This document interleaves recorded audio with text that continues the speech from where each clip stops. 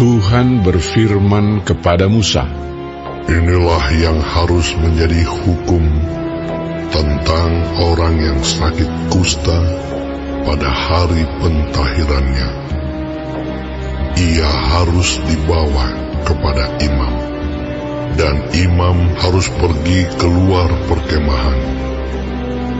Kalau menurut pemeriksaan imam, penyakit kusta itu telah sembuh daripadanya, maka imam harus memerintahkan supaya bagi orang yang akan ditahirkan itu diambil 2 ekor burung yang hidup dan yang tidak haram, juga kayu aras, kain kirmiji, dan hisop. Imam harus memerintahkan supaya burung yang seekor disembelih di atas belanga tanah berisi air mengalir. Tetapi burung yang masih hidup haruslah diambilnya bersama-sama dengan kayu aras, kain kirmiji, dan hisop. Lalu bersama-sama dengan burung itu, semuanya harus dicelupkannya ke dalam darah burung yang sudah disembelih di atas air mengalir itu. Kemudian ia harus memercik 7 kali kepada orang yang akan ditahirkan dari kusta itu, dan dengan demikian mentahirkan dia. Lalu burung yang hidup itu haruslah dilepaskannya ke padang. Orang yang akan ditahirkan itu haruslah mencuci pakaiannya, mencukur seluruh rambutnya, dan membasuh tubuhnya dengan air, maka ia menjadi tahir.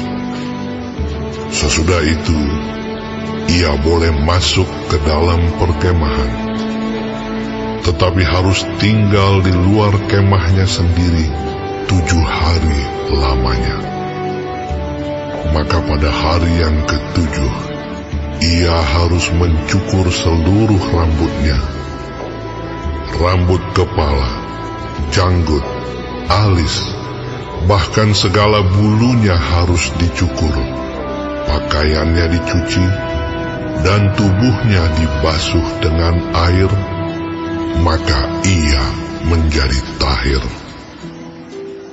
Pada hari yang ke-8, ia harus mengambil 2 ekor domba jantan yang tidak bercela, dan 1 ekor domba betina berumur 1 tahun yang tidak bercela, dan 3/10 eva tepung yang terbaik diolah dengan minyak sebagai korban sajian, serta 1 log minyak.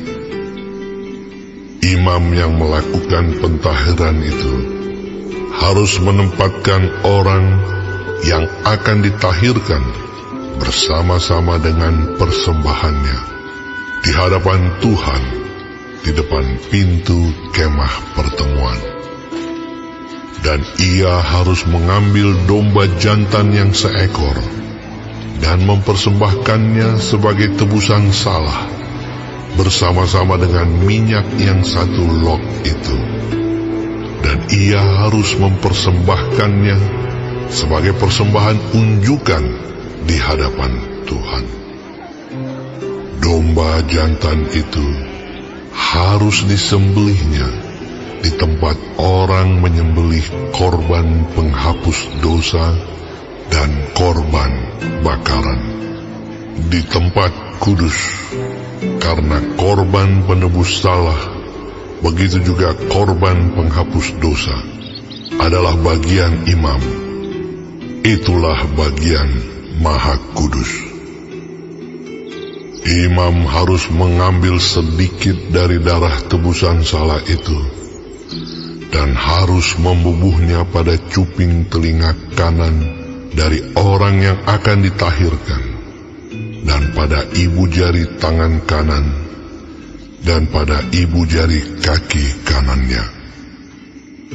Imam harus mengambil sedikit dari minyak yang 1 log itu dan menuangnya ke telapak tangan kiri imam sendiri. Ia harus mencelupkan jari kanannya ke dalam minyak yang di telapak tangan kirinya itu, dan sedikit dari minyak itu haruslah dipercikkannya dengan jarinya 7 kali di hadapan Tuhan. Dari minyak selebihnya, imam harus membubuh sedikit pada cuping telinga kanan orang itu, pada ibu jari tangan kanannya, dan pada ibu jari kaki kanannya, di tempat mana darah tebusan salah dibubuhkan. Dan apa yang tinggal dari minyak itu haruslah dibubuhnya pada kepala orang yang akan ditahirkan. Dengan demikian, imam mengadakan pendamaian bagi orang itu di hadapan Tuhan. Imam harus mempersembahkan korban penghapus dosa, dan dengan demikian mengadakan pendamaian bagi orang yang akan ditahirkan dari kenajisannya. Dan sesudah itu, ia harus menyembelih korban bakaran. Kemudian imam harus mempersembahkan korban bakaran dan korban sajian di atas mezbah. Dengan demikian, imam mengadakan pendamaian bagi orang itu, maka ia menjadi tahir. Tetapi jikalau orang itu miskin dan tidak mampu, ia harus mengambil domba jantan 1 ekor saja sebagai tebusan salah untuk persembahan unjukan, supaya diadakan pendamaian bagi orang itu. Juga 1/10 eva tepung yang terbaik diolah dengan minyak untuk korban sajian, dan 1 log minyak. Dan lagi 2 ekor burung tekukur atau 2 ekor burung merpati, sekadar kemampuannya. Yang 1 ekor harus menjadi korban penghapus dosa, dan yang 1 ekor lagi menjadi korban bakaran. Pada hari yang ke-8, ia harus membawa semuanya untuk pentahirannya kepada imam, ke depan pintu kemah pertemuan di hadapan Tuhan. Kemudian imam harus mengambil domba tebusan salah dan minyak yang 1 log itu. Lalu imam harus mempersembahkan semuanya sebagai persembahan unjukan di hadapan Tuhan. Ia harus menyembelih domba tebusan salah, dan imam harus mengambil sedikit dari darah tebusan salah itu dan membubuhnya pada cuping telinga kanan orang itu, dan pada ibu jari tangan kanan dan ibu jari kaki kanannya.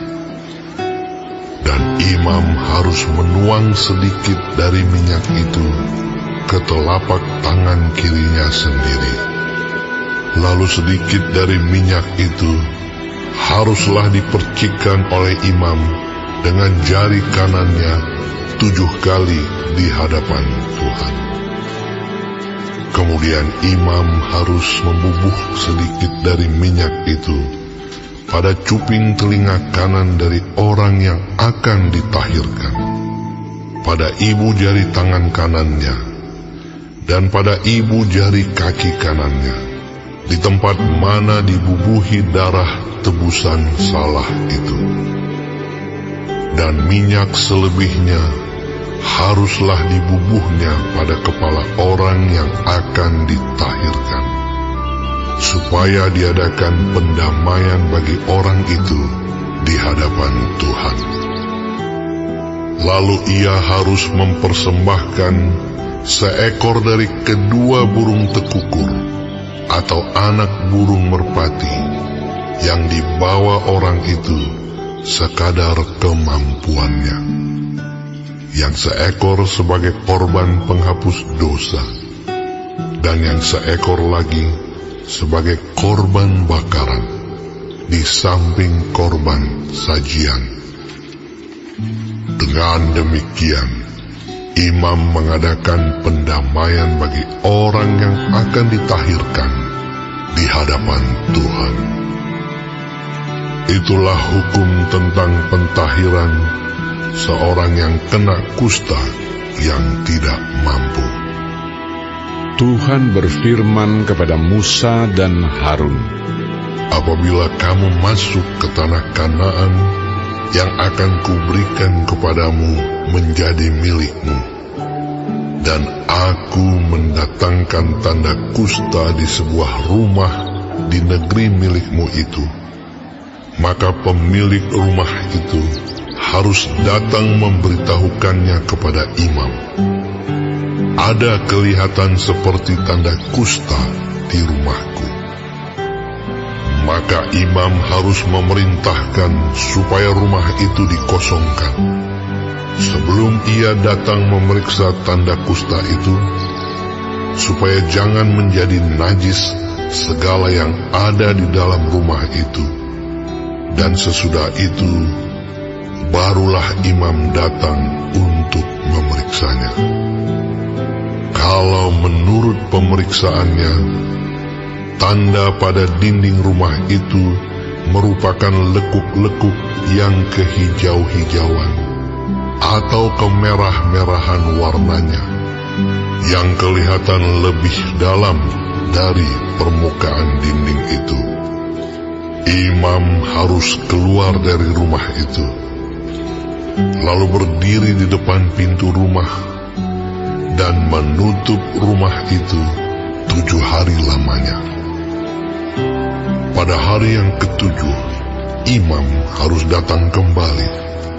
Kalau menurut pemeriksaannya, tanda kusta itu meluas pada dinding rumah, maka imam harus memerintahkan supaya orang mengungkit batu-batu yang kena tanda itu dan membuangnya keluar kota ke suatu tempat yang najis. Dan ia harus mengikis rumah itu sebelah dalam berkeliling, dan kikisan lepa itu haruslah ditumpahkan keluar kota ke suatu tempat yang najis. Dan orang harus mengambil batu-batu lain, lalu memasangnya sebagai pengganti batu-batu tadi, dan harus mengambil lepa lain dan melepa rumah itu. Tetapi jikalau tanda itu timbul lagi di dalam rumah itu, sesudah batu-batunya diungkit dan sesudah rumah itu dikikis, bahkan sesudah dilepa lagi, dan kalau imam datang dan menurut pemeriksaannya tanda itu meluas di dalam rumah, maka kusta ganaslah yang di dalam rumah itu, dan rumah itu najis. Rumah itu haruslah dirombak, yakni batunya, kayunya, dan segala lepa rumah itu, lalu dibawa semuanya keluar kota ke suatu tempat yang najis. Dan orang yang masuk ke dalam rumah itu selama rumah itu ditutup menjadi najis sampai matahari terbenam. Dan orang yang tidur di dalam rumah itu haruslah mencuci pakaiannya. Demikian juga orang yang makan di dalam rumah itu haruslah mencuci pakaiannya. Tetapi jikalau imam datang dan menurut pemeriksaannya tanda itu tidak meluas di dalam rumah itu sesudah dilepa, maka imam harus menyatakan rumah itu tahir, karena tanda itu telah hilang. Kemudian, untuk menyucikan rumah itu, haruslah ia mengambil 2 ekor burung, kayu aras, kain kirmizi, dan hisop. Burung yang seekor haruslah disembelihnya di atas belanga tanah berisi air mengalir. Lalu ia harus mengambil kayu aras dan hisop, kain kirmizi, dan burung yang masih hidup itu, dan mencelupkan semuanya ke dalam darah burung yang sudah disembelih dan ke dalam air mengalir itu. Kemudian ia harus memercik kepada rumah itu 7 kali. Dengan demikian, ia harus menyucikan rumah itu dengan darah burung, air mengalir, burung yang hidup, kayu aras, hisop, dan kain kirmizi. Dan burung yang hidup itu harus dilepaskannya keluar kota ke padang. Dengan demikian, ia mengadakan pendamaian bagi rumah itu, maka rumah itu menjadi tahir.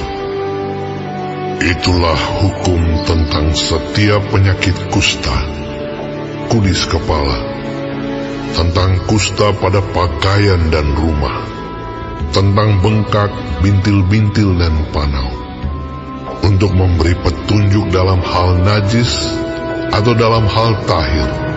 Itulah hukum tentang kusta.